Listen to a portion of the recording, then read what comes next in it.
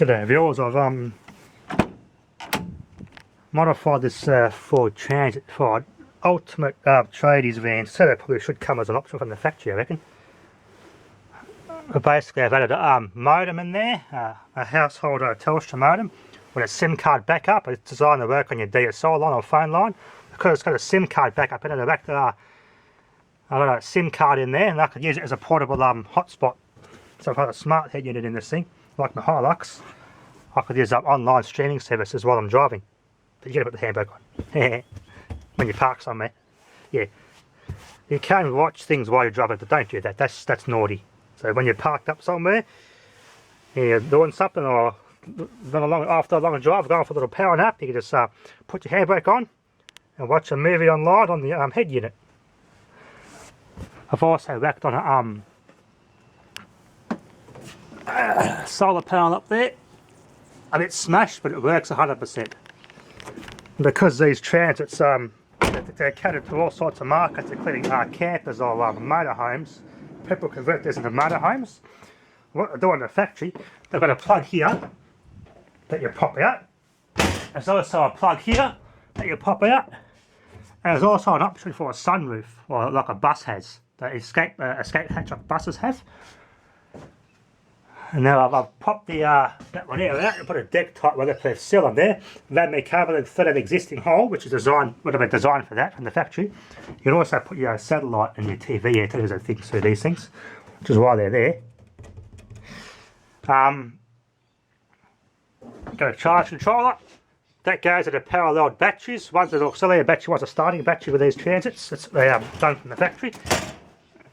Because it's going to sit for a while, or whatever. Because I've got so much electrics in this thing, solar panel is definitely a good idea. I've got DC-DC in the back, or also known as a battery charge, direct charge controller. DC-DC charger, auxiliary battery, which I've got to cover the terminal so nothing shorts out. Inverter, and that's going off the main battery, so there's a DC-DC. That runs with two 40-volt stuff, which I've got hooked up behind there. On some main things, I've got a little charging station set up here, an Audi power board, which is connected to my inverter. That does a few things, so pretty handy for charging my tools. Right, Telstra modem goes there. I might even modify that and put an aerial outside on the top of the van. Who knows, that might be a good idea, wouldn't it, eh? Portable hotspot.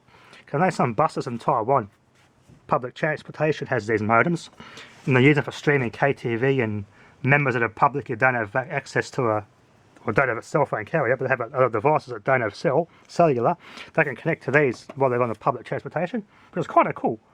Really nice how they did that. So, either you got your work SIM card, or if I bring my personal computer, I can put a desktop gaming computer in this rig, and I got internet access no matter where I go. That just uses 4G. It's pretty cool. The data plans have come down a lot now, so it's actually more worthwhile doing that nowadays, because the data allowance and the data has actually gotten a lot cheaper in recent years. So I popped out the short of that cigarette lighter socket and got rid of that and put a voltmeter there, because I got one in there anyway. But that's on all the time. If I'm charging things, I'm going to waste the battery. So the solar panel with a charge controller is keeping these batteries happy. Which is, any new car should have it anyway. So you got your back battery is a cranking battery, and a battery in front, which is tucked under there, is the accessories, or auxiliary battery. Now that doesn't actually do the cranking of the auxiliary battery. That only runs all the accessories. This battery does all the cranking when you turn the key, just before you start it. The little relay in here jumps the two batteries in parallel, connects them up, then it starts. And it stays on to charge both the batteries. Because I've connected the auxiliary battery only, the solar will only charge the auxiliary battery, but not the cranking battery when the van's sitting. So I put a little heavy duty jumper cable between the two positives, so both these batteries are connected together all the time, being maintained with a solar panel. So in theory, these are pretty good batteries too. These are AC Delco. I think they're made by Division of General Motors, but I think they're actually built by Delcor, and they customise them a little bit to suit the General Motors AC Delco market and branding. Damn good batteries. So those batteries are brand new. They should last a long time with a little solar panel on them like that. So I expect those batteries to last at least 10 years when you maintain them with a solar panel. Any new car really should have a provision to add a solar panel to it, because the amount of electrics you get in new cars is bloody unbelievable. Surprised you can still buy lead acid. Surprised that newer cars are still coming with lead acid batteries in the factory. Even electric cars have a 12-volt lead acid battery just to run the accessories, which is a bit, yeah, it's a bit crap, because they just don't last. Newer cars suck so much demand out of your battery, it's just not funny.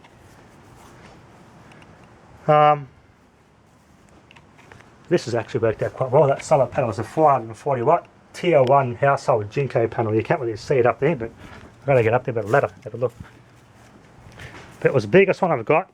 Even though it's smashed, it works just fine. So you could, in theory, fill that entire roof rack with good size matched solar panels and arrange them in a way that you can have the entire roof of the van all solar panels, and then when you parallel them up with 12-volt panels, but that's going to be more expensive. This panel I got for free.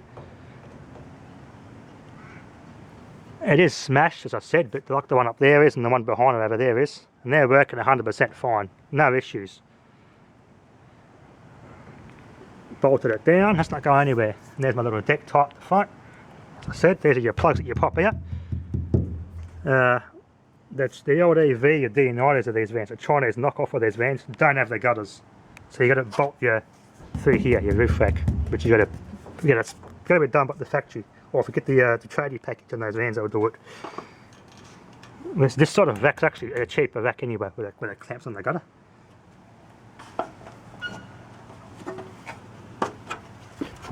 But they shouldn't. I shouldn't, in theory, have to worry about batteries going flat in this thing. As I said, it doesn't fit under a carport that I got, so it should never ever go flat, which is a pretty nice concept of considering I got USB and there's the accessories. Half the accessories in this van, there's a circuit in there, like where your USB is under the dash there. It's on all the time. This is gonna, yeah, I'm pretty happy with how this little setup turned out. It's bloody ideal. Made more sense for me that the work that I do to have a van, as opposed to having a ute with a big toolbox in the back, which is, as I said, if I had to do that in my Hilux, expensive. Then I have to carry a trailer around and lug stuff around and all sorts of a tradie trailer. Whereas this, everything would fit inside this van, and I got a bit of room for carrying or appliances or whatever. So pretty cool. It's got reverse sensors that all work. Overhead storage, which is pretty cool. You get your cabin compartments, so the overhead storage in there, which is I really like. You can put your tools in there. You can retrieve them in there. Got a cupboard in here. Got my air compressor bolted down and everything. It's actually worked out quite well. A bit more practical than the Hi-Ace. Because the Hi-Ace, the smaller ones don't have any holes in the roof you can drill or poke plugs out. I didn't want to drill a hole in the roof for that. So since this has the holes and the provisions there, just pop the plug out and go from there. It's worked out quite well. Quite like how the cabling worked out there. It's actually got in there inside the railing. I'll neaten it up as I get a bit of time. I'll make it a bit neater. I've got the DC charger, so when they're out and they're just charging the battery, that'll only turn on then. I can configure that to charge your auxiliary or the inverter battery at a lower voltage, so that solar power on the top does everything. But if I'm going to do that, I should parallel another one of those panels up there. Be a bit tight for space though. So it's a 440 watt, I think it's a 32 volt open circuit, 13 amps, which is a nice bit of current. Yeah, it worked out quite well. I could have the key off and my starting battery didn't drop below 14 volts when the sun was at its peak, which I'm happy with that. Shouldn't have to worry about buying batteries for this van for a long time. All modern cars should have something like that, because as I said they demand a lot from a battery nowadays, and batteries aren't getting any cheaper either. Anyway, quite happy with how it worked out. Can almost go off the grid, live in that thing now. Pretty much it's everything I ever need. have to go home for anything. Everything's all in there. Got power in there, got the internet access in there, got an air compressor in there, got everything I need. So it's pretty cool. Must if you're a tradie.